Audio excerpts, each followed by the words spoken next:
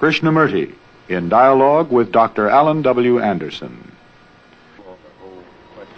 Mr. Krishnamurti, I was very taken with a recent statement of yours in which you said that it's the responsibility of each human being to bring about his own transformation, which is not dependent on knowledge or time.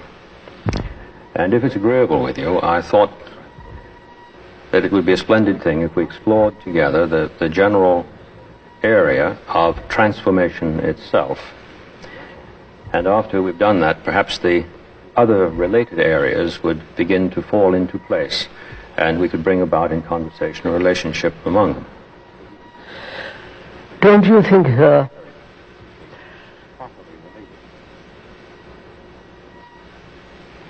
considering what's happening in the world, in India, in Europe, and in America, the general degeneration in literature, in art, and especially in the deep cultural sense, in the sense religion. Yes. There is a traditional approach, a mere acceptance of authority, belief,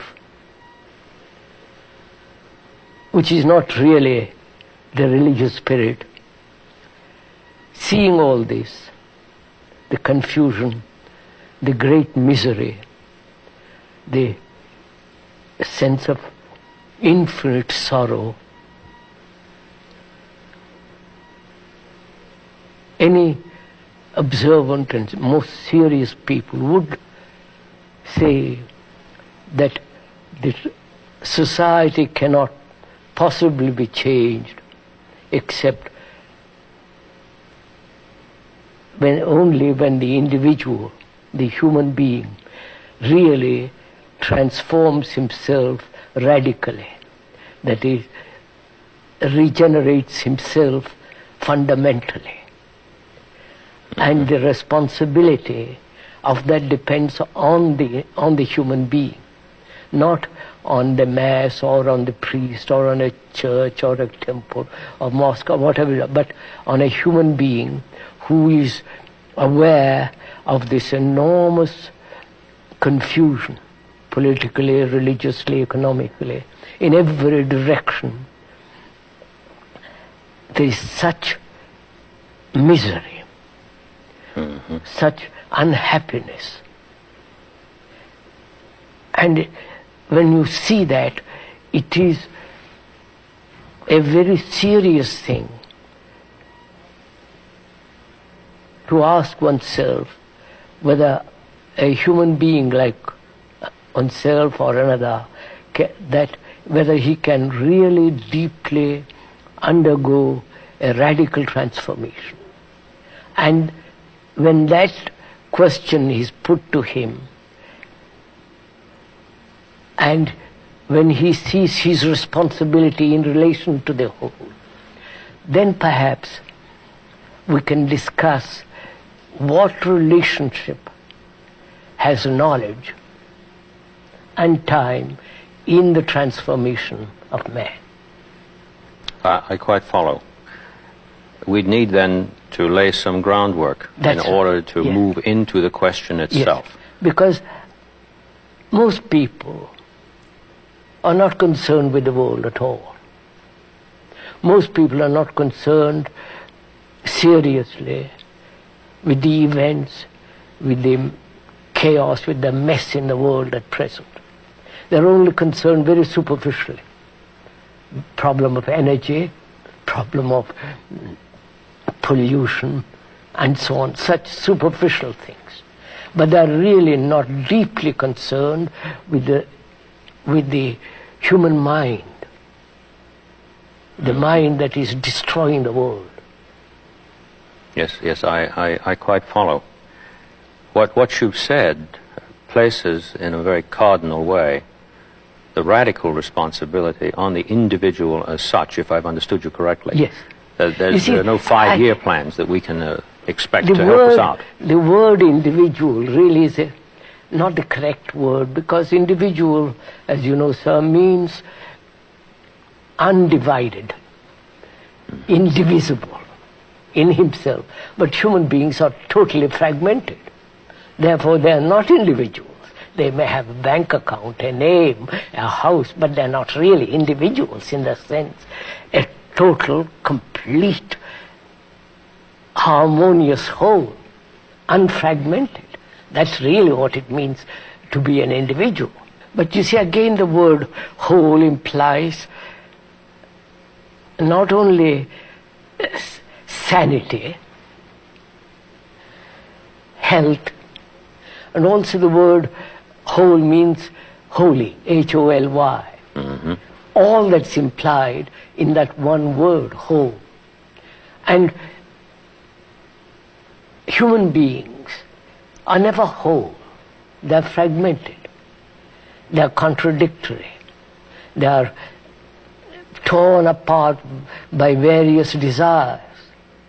So, when we talk of an individual, the individual is really a human being who is totally, completely whole, sane, healthy, and therefore holy. Mm-hmm.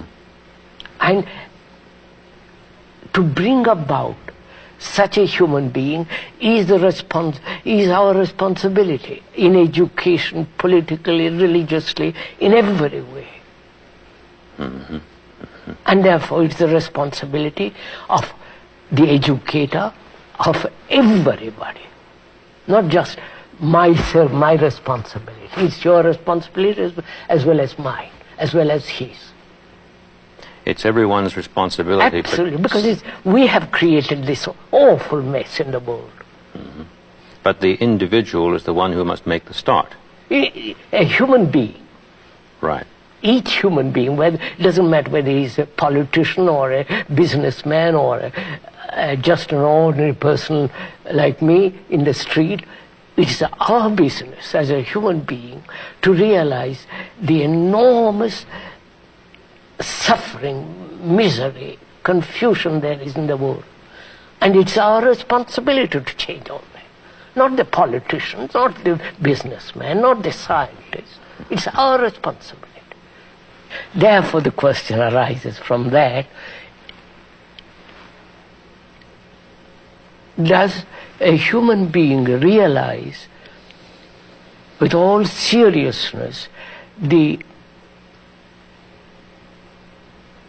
his responsibility not only to himself but to the whole of mankind? It wouldn't appear so from the way things go on. Obviously not. No. Each one is concerned with his own little petty little selfish desires. Mm-hmm. So responsibility implies tremendous attention, care, diligence, not negligence as now it is going on. Mm-hmm.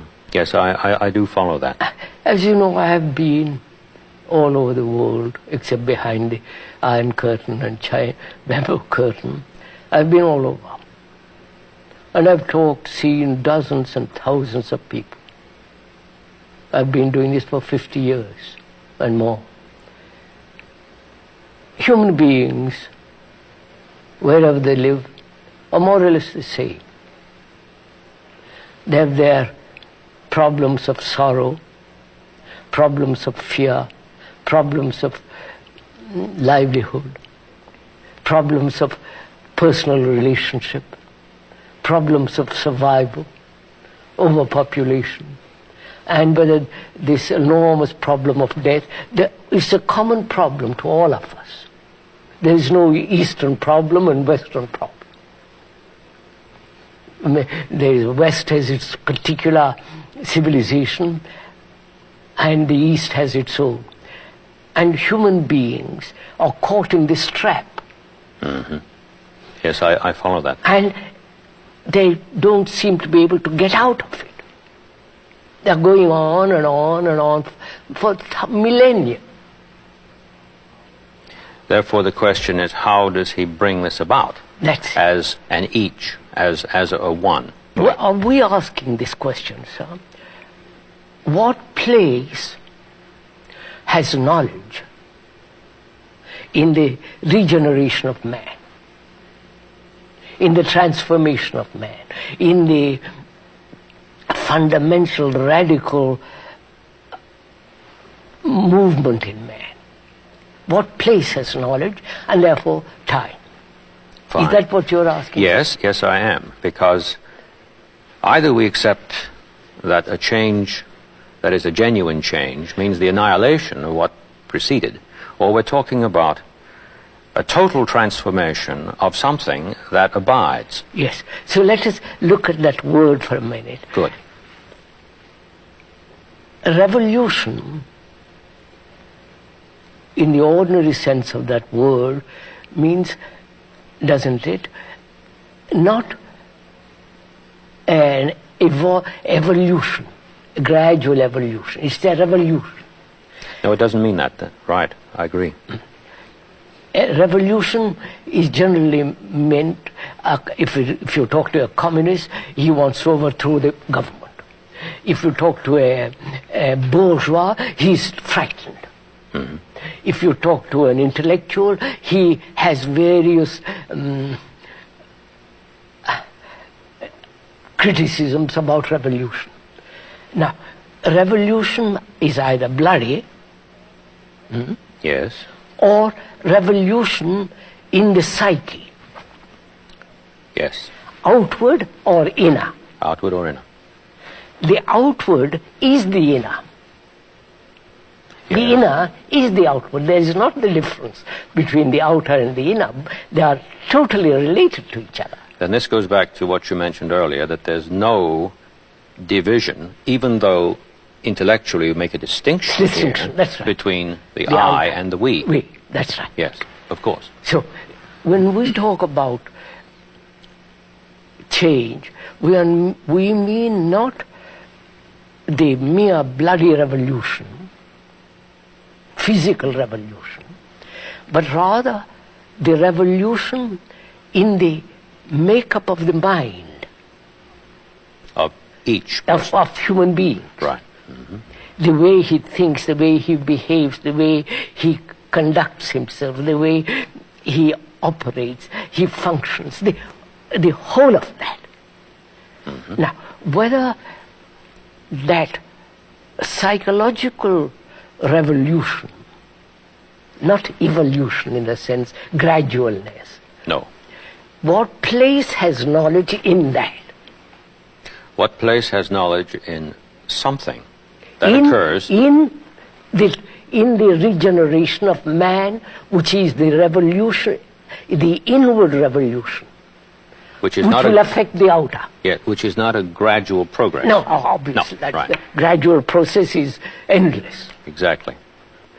So we're talking about an instant qualitative change. Right. Again, when you use the word instant, it seems as though suddenly it is to happen. I don't. That's why I'm rather hesitant in using the word instant. We'll go into a minute. First of all, sir, let's be clear what you and I are talking about, if we may. We see objectively the appalling mess the world is in, right? Yes. The misery, the confusion, the deep sorrow of man. Oh, yes. I can't tell you what I feel when I go around the world. The pettiness, the shallowness, the emptiness of all this, of the so-called Western civilization, if I may use that word, into which the Eastern civilization is being dragged into. And we are just scratching on the surface all the time. And we think the mere change on the surface, a change in the structure is going to do something enormous to human beings. On the contrary, it has done nothing. I mean, it polishes a little bit here and there, but deeply, fundamentally doesn't change man. So, when we are discussing change, we must be, I think, fairly clear that we mean the change in the psyche, in the very being of human beings. That is, in the very structure and nature of his thought. A change at the root. At the root. At the root itself. Root. And therefore, when there is that change, he will naturally bring about a change in society. It isn't society first, individual or individual first. It is the human change which will transform the society. They are not two separate things. Human beings have created this society. By their greed, by their anger, by their violence, by their brutality, by their pettiness, they have created this society. Precisely. And they think by changing the structure, you're going to change the human being. This has been the communist problem, this has been the eternal problem. That is, change the environment, then you change man. They have tried that in 10 different ways, and they haven't done it, succeeded in changing man. On the contrary, man conquers the environment, the structure. So, if we are clear that the outer is the inner is the outer, that there is not the division, the society and the individual, the collective and the separate human being, but human being is the whole.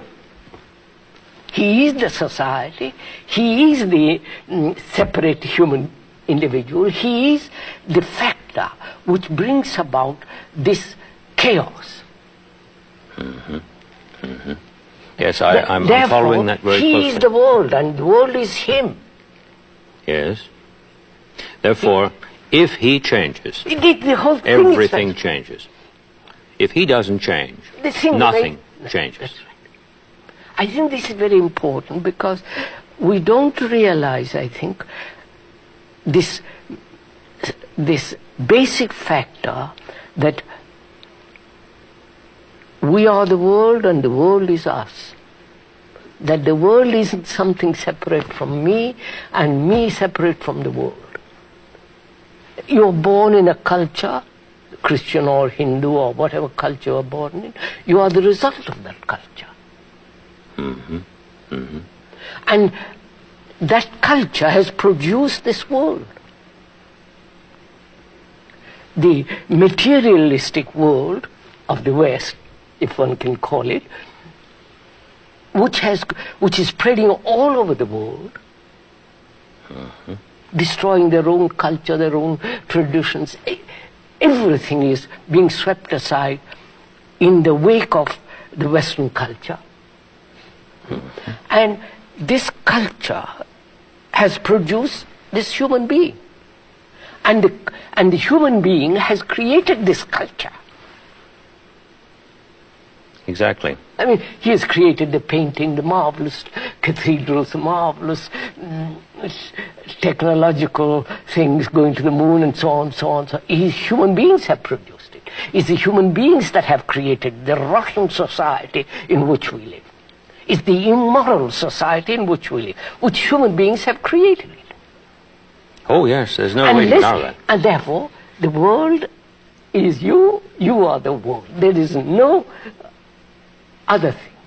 If we accept that, if we see that, not intellectually, but feel it in your heart, in your mind, in your blood that you are that, then the question, is it possible for a human being to transform himself inwardly and therefore outwardly? You see, sir, we have divided the physical world as the East and the West. We have divided religions, Christian religion and Hindu, Muslim, Buddhist. And we have divided the world into nationalities. The capitalists, the socialists, the communists and the other people. So we have divided the world and we have divided ourselves as Christians, non-Christians, Yes. We have divided ourselves into fragments, opposing each other. So, where there is a division, there is conflict. Precisely. I think that's a basic law. Where there's a division, there's conflict, but in terms of that word knowledge, it appears that people believe to start with that division is there. Yeah. And they operate on that radical belief, isn't that's that right? why I'm saying it's so important to understand from the beginning in our talk, in our dialogue, that the world is not different from me and I am the world. It may sound rather simple, very simplified, simplistic, but it has got very deep fundamental meaning if you realize what it means. Not intellectually, but inwardly, the understanding of it. Therefore, there is no division. Moment I say to myself, and I realize that I am the world, the world is me, I am not a Christian nor a Hindu nor a Buddhist, nothing. I am a human being. So, if that is clear, that there is, that human mind has divided the world in order to find its own security, which brings about its own insecurity. When one is aware of that, then one must inwardly as well as outwardly deny this division. As we and they, I and you, the Indian and the European and the communist, you cut at the very root of this division. Therefore, from that arises the question, can the human mind, which has been so conditioned for millennia, can that human mind, which has acquired so much knowledge Yes. in so many directions, can that human mind change, bring about a regeneration in itself and be free to reincarnate now? Now. Yes. That is the That's the question. question. Exactly. Reincarnate Now. And you see, that's why culture is different from civilization. Culture implies growth. Oh, yes. Oh, yes. Now, growth in the flowering of goodness. Lovely phrase. Lovely phrase. That is culture. The flowering Real of culture. goodness. The flowering in goodness. You understand, sir? Yes. And that doesn't exist. We have civilization. You can travel from India to America in a few hours. You have better bathrooms, better this and better that, and so on, with all the complications that it involves. That has been the Western culture which is absorbing the East now. So, the goodness is the very essence of culture. Religion is the transformation of man. Not all the belief churches and the idolatry of the Christians or the Hindus. That's not religion. So we come back to the point. If one sees all this in this world, observes it, not condemn it or justify it, just to observe it, then from that one asks, man has collected such enormous information, knowledge, and has that knowledge changed him into goodness. You follow? I follow. Into a culture that make him flower in this beauty of goodness. It has not. No, it has not. Therefore, it has no meaning. excursions into defining goodness is not going to help us. I mean, that you can give explanation, one definition, but that's not, definitions are not the reality. No, of course not. The word isn't the thing. The description isn't the described. Precisely. So, we come back again. Yes, let's do. Because I personally am tremendously concerned with this question. How to change man? Because I go to India every year for 3 months or 5 months, and I see what's happening there, and I see what's happening in Europe, I see what's happening in this country, America, and it's something, I can't tell you what shock it gives me each time I come to these countries. The degeneration, the superficiality, the intellectual concepts galore, without any substance, without any basis or a ground in which the beauty of goodness, of reality can grow. Now, so saying all that, what place has knowledge in the regeneration of man? That is the basic question. That's our point of departure. Good. That accumulated knowledge, whether in the scientific world or in the biological world or in the business world or in the world of the mind, the being, is the known. The known is the past.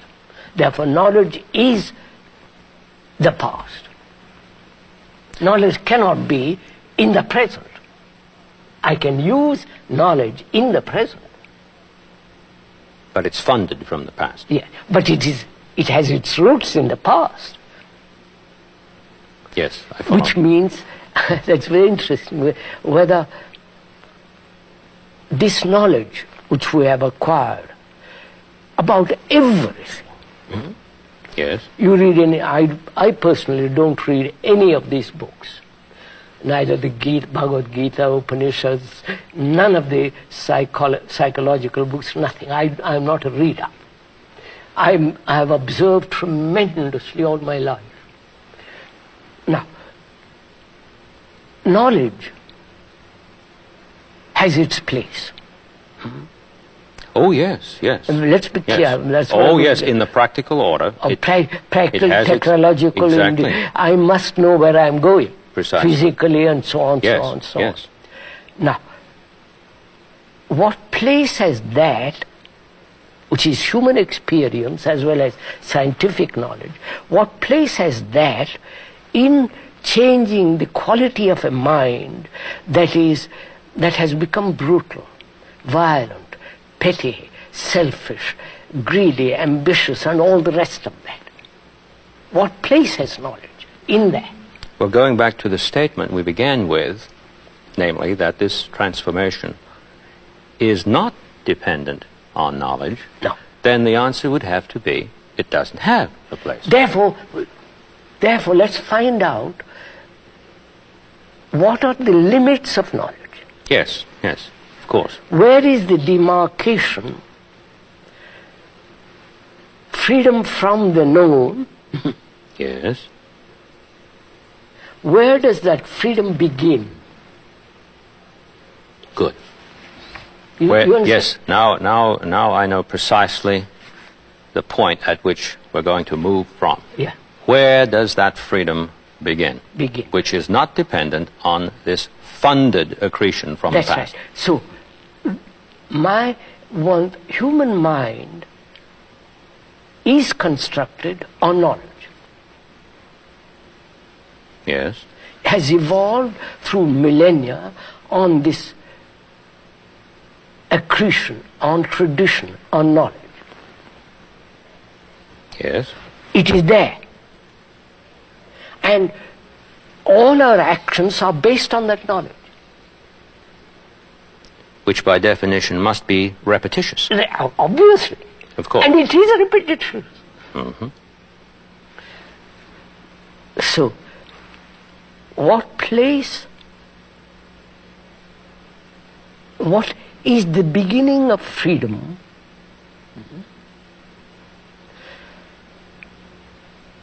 In relation to knowledge. May I put it this way, make Yes. myself clear? Yes.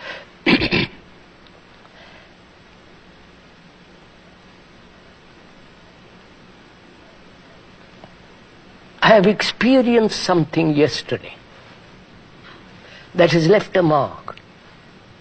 That is knowledge. And with that knowledge, I meet next experience. So, the next experience is translated in terms of the old. And therefore, that experience is never new. Where is the beginning, or where is freedom in relation to knowledge? Or is freedom something other than the continuity of knowledge? Must be something other. Which means, if one goes into it very, very deeply, it means the ending of knowledge. Yes. And what does that mean? What does it mean to end knowledge? Whereas I have lived entirely on knowledge. It means that immediately. I mean, see what is involved in it, sir. I met you yesterday, and there is the image of you in my mind. And that image meets you next day. Yes. The image meets you. The image meets me. And I have recall. dozen images, or 100 images. So the image is the knowledge. Mm-hmm. The image is the tradition. Mm-hmm. The image is the past. Now, can there be freedom from that? If this transformation that you speak of is to happen, is to come to pass, there must be. Of course. Therefore, how is we can state, but how is the mind which thrives, acts, functions on image, on knowledge, on the known? Mm-hmm. How is it to end that? Yes. How am I? Look, take this very simple fact. You insult me or praise me. That remains a knowledge. Mm-hmm. With that image, with that knowledge, I meet you. I never meet you. The image meets you. Exactly. Therefore, there is no relationship between you and me. Yes, because between us this has been interposed. Obviously. Yes. Therefore, how is that image to end? Never to register. You follow? I can't depend on someone else to end it for me. Therefore, what am I to do? How is this mind, which is registering, recording all the time, is the brain, function of the brain is to record all the time. How is it to be free of knowledge? Mm-hmm. When you have done some harm to me, personally or collective, whatever way, you have insulted me, you have flattered me. How is the brain not to register that? If it registers, it's already an image. It's a memory. And the past then meets the present. And therefore there is no solution to it. Exactly. I was looking up that word the other day in a very good dictionary, tradition. Mm-hmm. It means, of course, ordinary word, tradare, is to give, hand over, give across. But it also has another peculiar meaning, not peculiar, from the same word, betrayal. Oh yes, traduced. Tradu. Mm-hmm. Mm-hmm. And in discussing in India, this came out, betrayer of the present. If I live in tradition, I betray the present. Mm-hmm. Yes, I do see Which that. is knowledge betrays the present. Which is, in fact, a self-betrayal. That's right. Yes, So, yes. how is the mind which functions on knowledge? How is the brain which is recording all the time Yes. to see the importance of recording and not let it move in any other direction? That is, let me put it this way, very simply. You insult me, you hurt me by word, gesture, by an actual act. That leaves a mark on the brain, which is memory. Yes. That memory is knowledge. That knowledge is going to interfere in my meeting you next time. Obviously. Now, how is the brain, and also the mind, how is the brain to record and not let it interfere with the present? Well, the person must, it seems to me, take pains to negate. No. See what is implied. I know, but see how am I to negate it? How is the brain whose function is to record, like a computer is recording? Yes. I didn't mean to suggest that it negates the recording, but it's the association, the translation of the recording into an emotional complex. How is it? That's just the point. How is it to end this emotional response when I meet you next time, you who have hurt me? That's the problem. That's the place from which we, in the practical order, Yeah, in our relation to ourselves, must then begin. Yeah. Exactly. You see,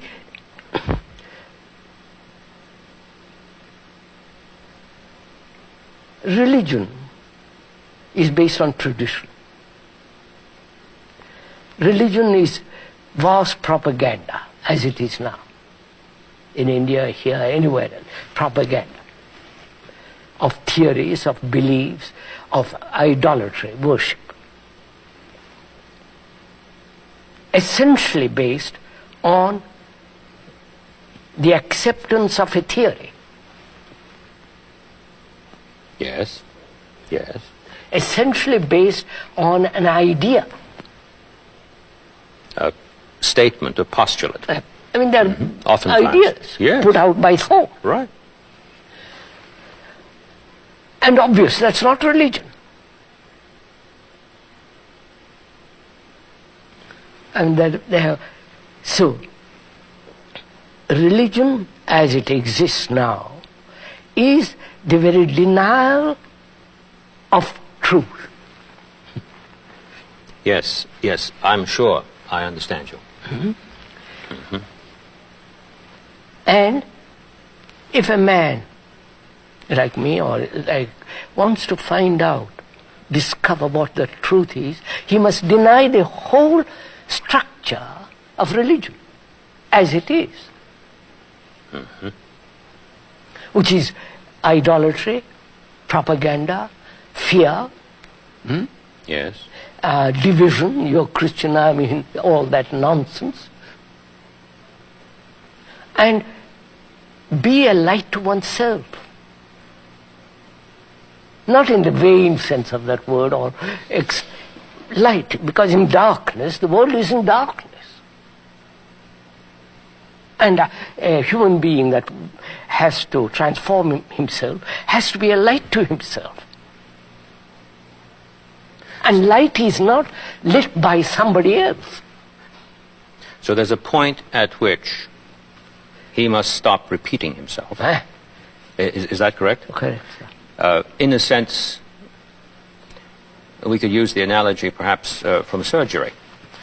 Something that has been continuous is now cut. Yes. And cut radically. Not just fooled around, Sir, but really cut. We haven't time to fool around anymore. Exactly. The house is on fire. At least I feel this enormously, that things are coming to such a pass, we must do something, each human being. Not in terms of better houses, better security, more this and that, but basically to regenerate himself.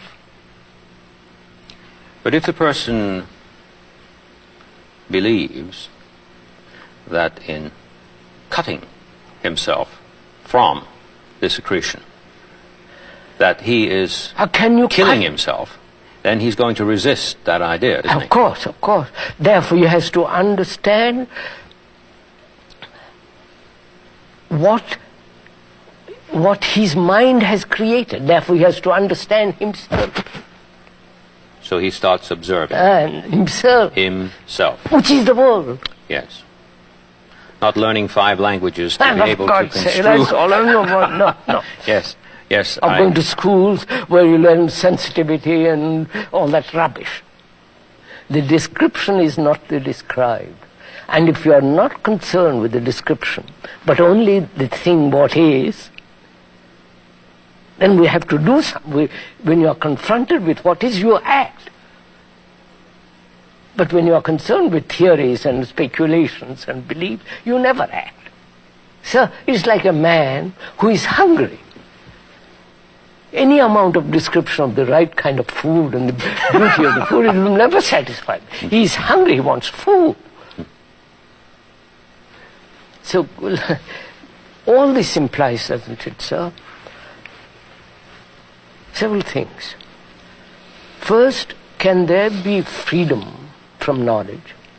And knowledge has its place. Mm-hmm. Can there be freedom from the tradition as knowledge? From the tradition as knowledge, yes. Can there be freedom from this separative outlook? Me and you, we and they, Christian and all this divisive attitude or activity in life. Those are the problems we have to... That's what we must attend to as we move along, through yes. our dialogues. Yes. So first, can the mind be free from the known?